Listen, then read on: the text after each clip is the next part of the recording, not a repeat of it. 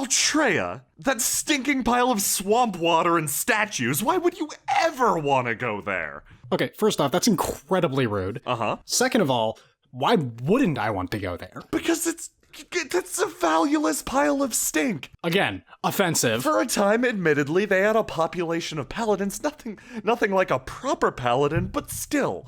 They had individuals channeling the power of that freaky great golem they had, and that's all fine and dandy. It isn't the first place I'd turn to get warriors. They enjoyed peace and lies for too long. Also, don't forget about, like, crazy golems coming after you. I was about to say, and we all know what came afterwards.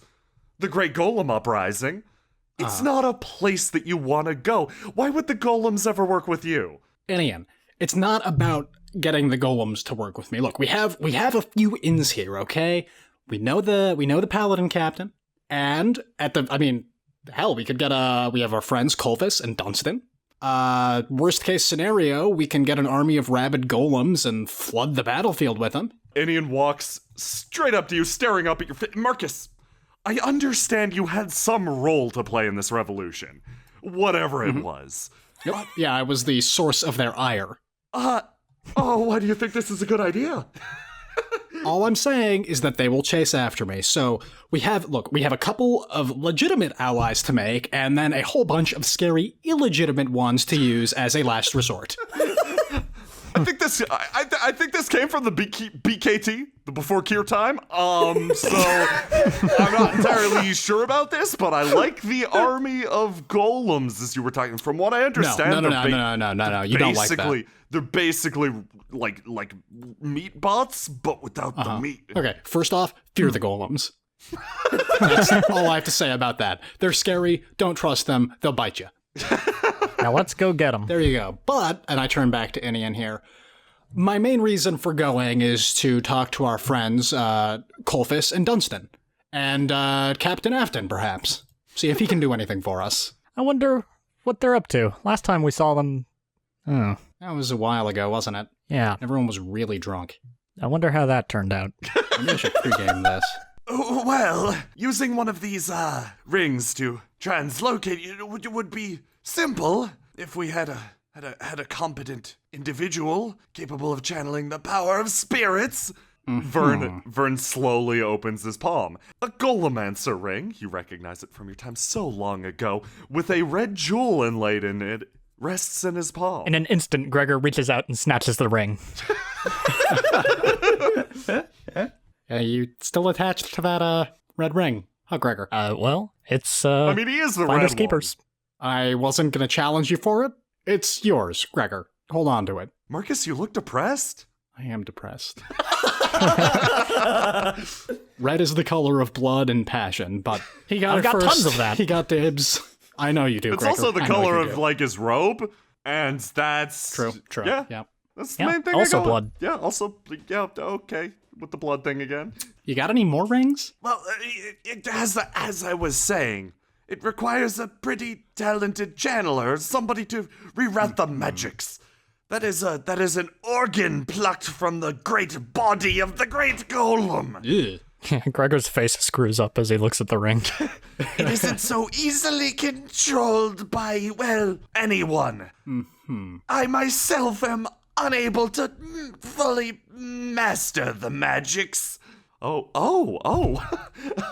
well, in that case, I am a master of magics. Let me see that. Let me see that, Gregor. You're gonna take a crack at this first? You go ahead. Colvin reaches out his hand and just holds it over the ring. I can do that. Maybe I should do it. I've got a pure spirit. We'll let Gregor try first, and then it's my shot. Colvin watches.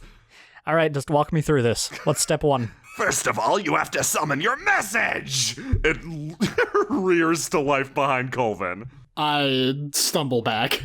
I may have hit a wall. Never fails to startle me. Where was it you want to go? You're gonna want to rewrite... Spirit folk torn apart always seek to come back together. It's a magic based on that. Okay, it wants to go home! The message flares to life with the statement, it wants to go home. You following me so far, Gregor? Uh-huh. And next, you have to pour all of your energy, your passion, and your thought into the thing, whatever it was. Colvin punches down. The message punches with it. It embeds itself in the ring in your hand. The ring... Gregor screams at the ring. The ring begins to glow with an impure red light. You feel a now familiar feeling, in essence of a spirit foe crying out, wash over you. The teleportation magic is complete. Colvin stares down at it. Good job, Gregor. Thanks, I didn't know I had it in me. Marcus applauds. I can't believe he can just do that. Inian says, looking down. So, Try not to think about it too much, Inian. Oh, Pat her on the shoulder. I'm thinking about something much. How are we gonna get back? Well, Inian says, bracing a hand against her chest once again, the air of superiority returning. I suppose I could lend you a hand with that, at least. Sorcerers everywhere. She looks down at the ring. All right. This ring is going to be a one-way trip anyway. It's kind of busted. Colvin broke it through. Oh, well, he doesn't know his own strength. Don't rub it in. He'll get really, really angsty about it. And you did great, Colvin. Broke it. No, you really helped out. I couldn't have done it without you. Well, regardless, that thing is going to give off a big burst of teleportative energy, and it's going to suck pretty much everything in this room in, so, I'm gonna back off, unfortunately. You guys have fun in Altrea or wherever. And Colvin, she grabs Colvin by the collar. I'm gonna need someone with enough strength of magic to unfortunately stabilize a gate on the way back. I can keep track of you guys, but I'm not exactly strong enough to just rip open a portal all willy-nilly. Unfortunately... Oh yeah, Colvin can do that. Yeah, unfortunately, she grabs him by the back of the head and rustles his hair a little too hard. I think this one can. Yeah, he's really good at destroying things all willy-nilly. Inian slowly pulls herself and Colvin back. You guys have fun in your horrible swamp full of nightmare monsters. I'll just hang out in this horrible building full of nightmare monsters, I guess. Okay, don't get in too much trouble. There's a lot of trouble to get in around here. Be careful. You seem a little despondent. Yeah, I kinda wanted to go on the teleport adventure. It's okay, I'm frequently left behind from things too. Okay, hands in the middle. Hands in the middle. Everybody crowd out on this teleport ring. Join hands. Bruno wanders forward. Marcus something extends magic. a pair of creepy shadow arms and hugs everybody. Are you sure they're going to want to see me over there? Nope. And with that, a pulse travels straight out, consuming the entire room. Everyone in a pop vanishes. The bed goes with you. With a squelch, you touch down in a faraway place. Yet, your surroundings are familiar. You'd recognize the stink of Altrea anywhere. I wouldn't. Kier takes one look around. This is a low-quality place. Oh, no. Low quality is. That's a bit, Low quality, just bit harsh. That's kind of harsh. countryside. I mean, it's it's some boring scenery, maybe, but, Marcus stomps on the ground once or twice, grass tears out in clumpfuls. Yeah, that is low quality. I kind of got used to being an honorant and how nice it is. This is it reminds me of the bar. Oh, it's fine. It's fine. I wouldn't buy a house here, but it's fine. Never. Firi takes a look around. Do you know? I think they're supposed to have dragons here. Dragons aplenty. Who told you that? I think I read it in. She begins to shuffle through her pack. She cracks open an old and well-worn book. Yes, this monster manual. She opens it up. The pages are clearly seen a lot of use. This person has read this book quite a bit. She looks up and around. I don't see any dragon burrows nearby. Keep an eye out for dragon burrows. Right. I think you're going to have a hard time finding those. Firi, have you considered that Dragons Aplenty might be like an entertainer's name or something? Because that just sounds like something I would do. I walk over and eye the book over her shoulder. You notice that this exact entry itself is in fact by the astoundingly successful and traveled scholar Dragons Aplenty. This is one of your pseudonyms. Well, I'm glad to see that you have such a reputable source there to, great, that's great.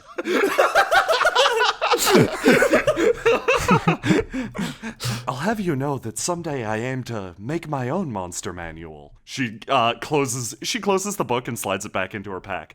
So I've made it my business to travel all over the world, seeing creatures strange and bizarre. Oh, we come across plenty of those. You might want to, start from scratch, though. Not base your monster manual off any other. She nods. Oh, I haven't Books. shown you mine. It's a little slim, unfortunately, right now. The most recent entry I got was pretty good, though, on these tiny little red men. Oh. And what do you call them? Oh, I call them Grumblesnamps. Adorable. I like it. I can help you out with that if you want. I'm kind of an expert on Grumblesnaps, probably. I am so excited to see what they come up with. Firi nods to Gregor. Of course. You're also a member of the illustrious Outriders. I've been meaning to pick your brain for a long time. I've got plenty of brain for you. I've got plenty of information in my brain that you may partake of for your knowledge. Let's go. As usual, the conversation with Firi ends on a somewhat awkward note. However, Kier, with his arm around both Marcus and Vern, loudly proclaims, they're 2 peas in a pod, 2 coconuts in a tree, 2... Snails on a log? Yes! You begin to wander across the Altrean countryside. The squelching sound continues with each step. It jogs your memories of a different time when you were still freshly minted adventurers. When you I don't know about that, but when you still didn't know Kier, Firi, Vern, even. You knew Vern pretty shortly, but... Barely knew Marcus. You barely knew Marcus. You barely knew each other. You barely knew Ash. Barely knew myself. What a time. You reflect on your missing comrade as you travel through the decaying swampland. I sure wish Ash was here. He'd hate this place. Oh yeah, definitely. It would be really entertaining, but she would hate it. You reach the edge of the town you remember is called Dunalyan. Right. Afton personally struggled substantially with saying it. You and your companions sneak around the outside. So you do remember, of course, what the foreign policy of this nation is? A mandate spread across every citizen. Every golem citizen, that is. Vern pulls you back a little bit. It's to pursue trade policies with others, to spread the Altrean name, and, most importantly, to kill Marcus Valafi. I knew that I was forgetting something. That must be new. That's really cool. Like, I'm proud of you, Marcus. Oh, thanks, Kier. Yeah, it means you finally It made is it. something I'm proud of. It means you finally made it. That's something you're probably going to have to face in the near future, as, any mentions of the name Marcus Valafi. I clap my hand over his mouth. Only I get to say that. Marcus Valafi. Any mention of that name causes, Altrean representatives to apparently go on wild killing sprees, especially in diplomatic meetings. Do you remember that targeting spell I cast on you? I believe so. I may have given you enough ground-up super spirit folk potion to, make that command a little bit of a plague that spread across all the intelligent golems. Wow. That's Yes. awesome. Right? That's really cool, Vern. Holy crap, how did you do that? He gives you a really quick wizard handshake. Big time. Well, the plague was... Okay, so... Well, the rabid golem thing was already infectious, so the command kind of mutated and backpacked on that. You remember how magic curses work, of course. Wow, of course. You should write a paper on this. That's fascinating. Oh, I don't write papers. He folds his hands. I let my curses speak for themselves. Okay, I'll write the paper then. Yeah, Marcus generally requires large degrees of eloquence to speak for him. It's true. So what does this all mean for us? It means that we're probably going to need to be very careful moving through here. And if there's any way that we can possibly disguise your friend, who can't the one this. He points to Marcus. We should probably do that while pursuing information about these individuals you were speaking about. Okay. Well, let me see. Let me just put my hair in a ponytail here. Get a little bit of black cloth to use as a veil, like this. Marcus hooks a piece of black cloth over both of his horns so it falls over his face. Okay, so I think that while we're here, you guys should all refer to me as Morkman Valafor. Morkman. Marcus Velof Moore. Morkman. No, Morkman Velof. Close. So It's close. hard. I'm used to saying your normal name, Marcus I Velofi. know, me too. But like, But, if okay. I okay, just gotta remember. let's say theoretically a guy has like a metal version of your face, just lying around it is, but for reasons. Let's say he has that. Should he offer it to his friend who's trying to disguise himself? I would say that he should have already put it in his friend's pack at least an hour ago. Marcus reaches over to check on his pack, and there it is. You apply the Mecha Marcus mask to your face. I'm impressed, Kier. It even has robo horns. The horns twirl. This is perfect. Nobody will be the wiser. Your voice comes out cool and robotic. Shall we? Okay, Morkman Valafor, let's move. This is a low quality town. Don't say that so loud here. You'll insult the residents. It's a low quality town. Taking a look around, most of the residents are golems. Oh, yeah, look at that. They're lurking. Hey, Good point. Some of these look a little deranged. They're lurking pretty bad. I remember what happens when deranged golems hang out with us. I think we should keep the hangouts among ourselves. Yeah. Yeah, it's a fast track to Massacre Town. Good point. We gotta get some information somehow. And if there's like anything I'm good at dealing with, it's Okay, okay. Okay. Kier's face completely goes blank as he wanders up to the golem. Hello, good day. Who are we looking for? Mechamork. Colfis or Captain Afton. We're looking for Colvin and some guy named Afton. You got anything on that? The golem's jaw clicks menacingly. Then it stops. Oh yes, my good sir. The one's Afton you're speaking of. You're talking of the former king, right? We're talking about the former king? Marcus shrugs. Yes, he was dethroned and consumed by the golem hordes. Okay. Your Consumed friend's Colfis, dead. then. Your friend's dead. Okay, what about Colfis? Not Colvin, Colfis. Oh yeah, that's the one I meant. Old man Colfis. He still lives up on the hill, up in old Fort Vilebrand. He's an interesting fellow, if a little bit kooky. A little bit unstable in the brain. Back there, huh? We mean with crazy people, guys. Colfis crazy. He doesn't want to join the glorious Altrean Golem Collective. Of course he's insane. We live such civilized lives here. You stare in through the windows of the bar, I guess. The two individuals look positively petrified. Oh no. That's dark. Okay, guys. Well, what's the word, Kier? He's up in the old Fort Vilebrand crazy time golem collective. I think he's like a commune leader, from what I understand. Ooh. Fancy. So that's in this direction? That is correct. Your native direction sense tells you so. 1 in 4 chance. Marcus walks off for the fort. You approach the ugly stone structure known as Fort Vilebrand.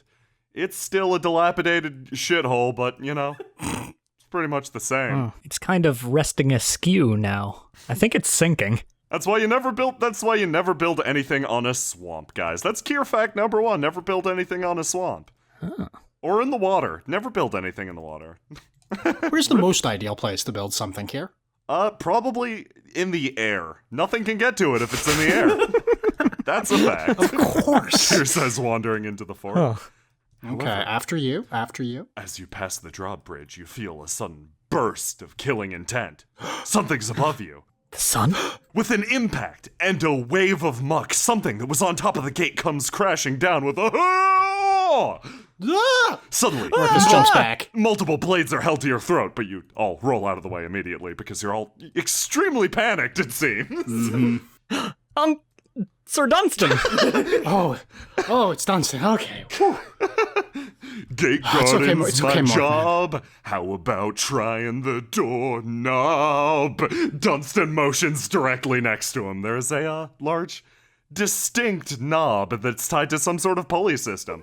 It reads twist for service. Okay. Good to see ya.